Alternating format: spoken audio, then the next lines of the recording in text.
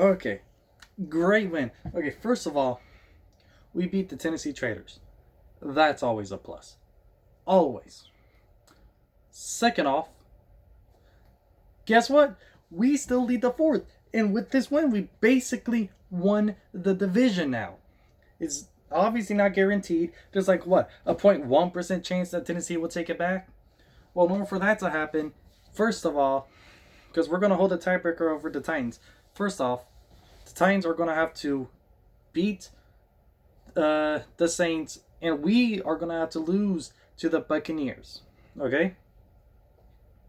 So if the Titans beat the Saints and we lose to the Buccaneers, then they have a shot. Then it goes down to that. But what are the odds of Tennessee beating the Saints? The Saints.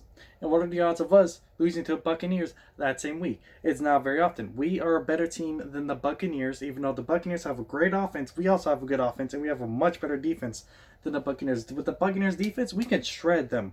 Okay?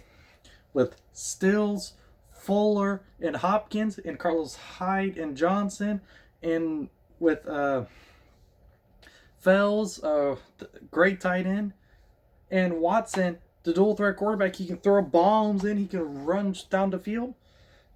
I'm sorry, and with how bad the Buccaneers defense is, yes, they have a great offense, but we're going to be able to dominate enough to definitely outscore the Buccaneers here. So we're the better team. We should be the favorites to win that game. And then the Traders, the Tennessee Traders, they're going, I don't know if it's a home game or a away game, but they're going up against the Saints, the New Orleans Saints. Their defense is good. They have a top-tier offense. Drew Brees is there. And obviously, the Titans are going on. They've been on a great winning streak, but the Texans showed that Titans can still lose. They're not unstoppable with their new quarterback. The Titans are still a beatable team, and they're still not on that Texans level. But again, so going up against the Saints are most likely going to win that game. They're still fighting for for seeding there. They're going to be playing. Drew Brees is going to be playing. The defense, their defense is good.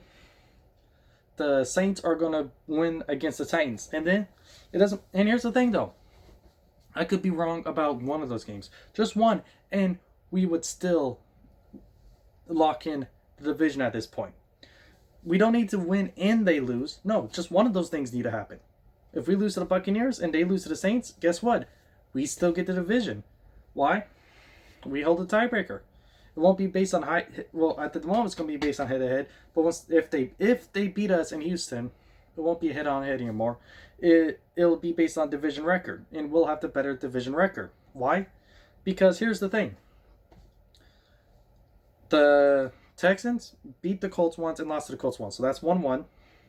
We beat the Titans once, and we would have lost to the Titans once, theoretically, if they come and beat us in Houston. So that's 2-2. And then we swept the Jaguars. So that's a 4-2 division record. Look at the Titans. They beat the Colts once and lost to the Colts once. That's a 1-1. And then they lost to the Texans once. And theoretically, if they beat the Texans, that's another win. But they also split against the Jaguars. That's a 3-3 record. We hold the tiebreaker. So guess what? If one of those things happens, we'd still hold a tiebreaker. And so if just one of those things happen, we get the division. This division is ours. We have won this division. Okay, I know it's not official yet, but the odds of us not getting it is far too low. Basically, I'm declaring it right now. We won the division. Now, Watson didn't have his best game, but it doesn't matter because we were going up a pretty good defense. And not only that, there were Titan fans, fans of the Traders, but they're the Titans. They're tightened up. They're talking about how their new quarterback has led the offense to 30 plus. And as of right now, actually not right now, before, they technically, over the whole season, had a better scoring average. They scored more points in the season than Texans have. But I'm just saying going by 1 point. Not really much. But now we won by 3, so now we have the better scoring offense. Again, not only that, but if you do what they're saying and say after they got their new quarterback, they were scoring, they were having 30 plus every game. Well, guess what? We held them down to only 21 points. Great defensive effort. Okay, no, it's not the best defensive game, obviously. They still scored 3 touchdowns. We would like there to be no touchdowns, but it was a great defensive effort. There was an amazing block field goal early in the game. Not only that, but we also had early in the game, Whitney Merciless's interception. First of all, that was a great breakup by Justin Reed. It was scoreless through the first. Not that surprising considering both teams struggle at the beginning and the first quarter. But in the second quarter, we got 2 touchdowns. The first touchdown was set up. Here's the thing. The first quarter, it was... Or wasn't the first quarter that translated. One of those things. The thing that set up that first touchdown, it was a great interception. Justin Reed...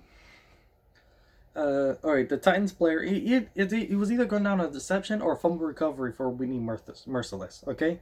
Either way, it would not have been good for the Titans. I don't know. It was funny listening to commentators at first, though. Because Justin Reed, the Titans player, caught the ball. Then Reed went boom. And the ball went flying out of his hands. Right smack down into Merciless's chest. He was standing in the right place, right time. And then he went bolting down the field. It was like 83 yards. And then set up for a 12-yard touchdown from Watson to Kenny Stills. Great.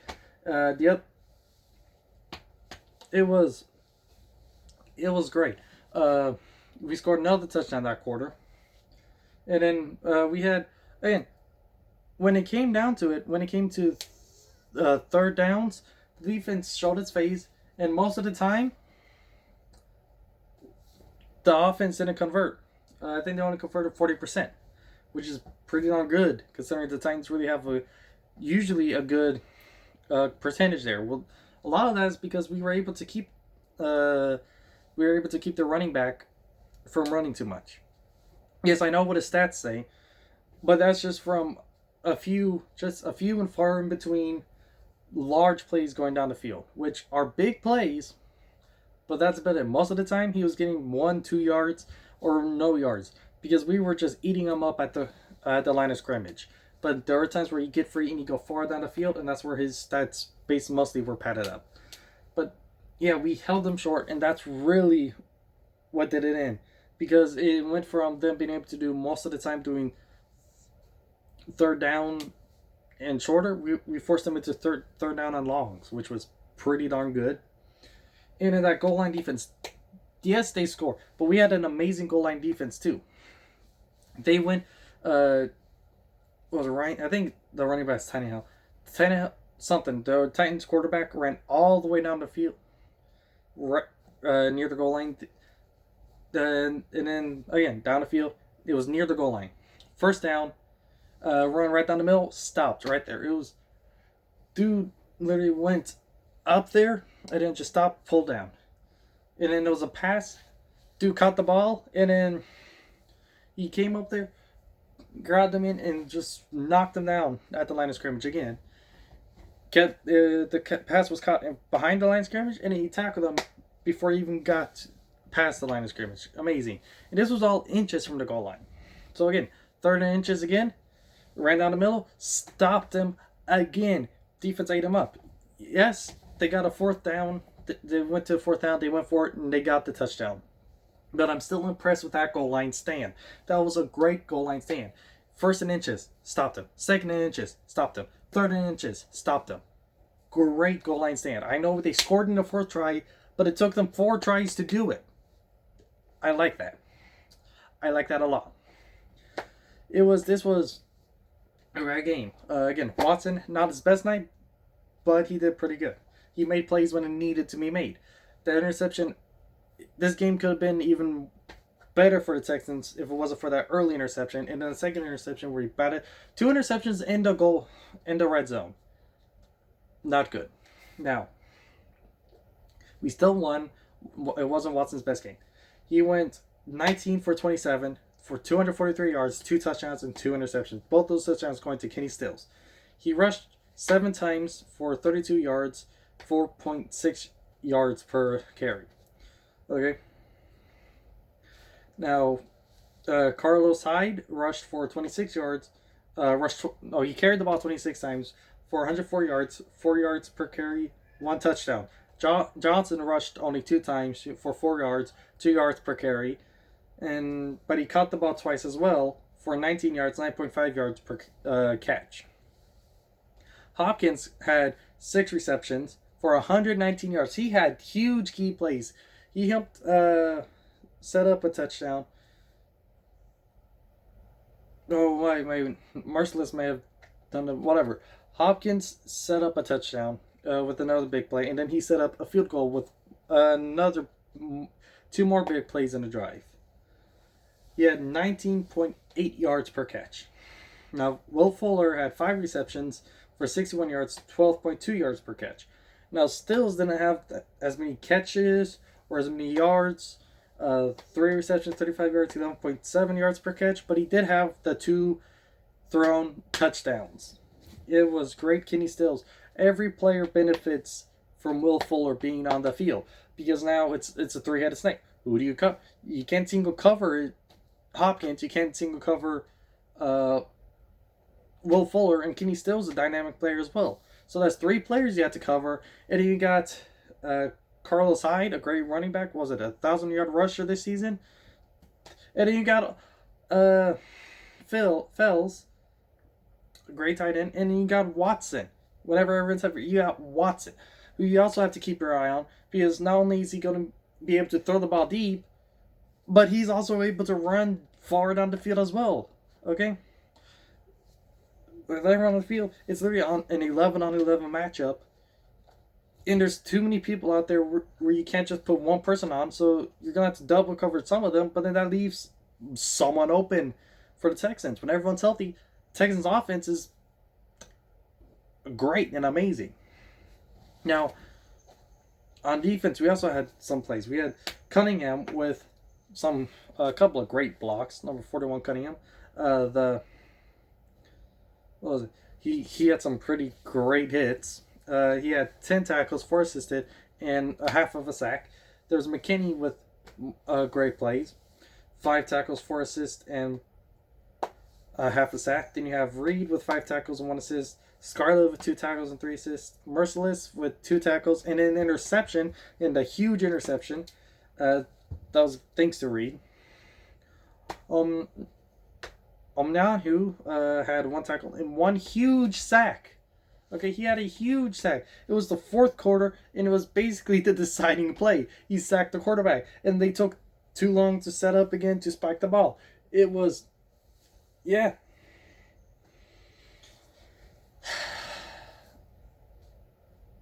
This was a great game by the Texans.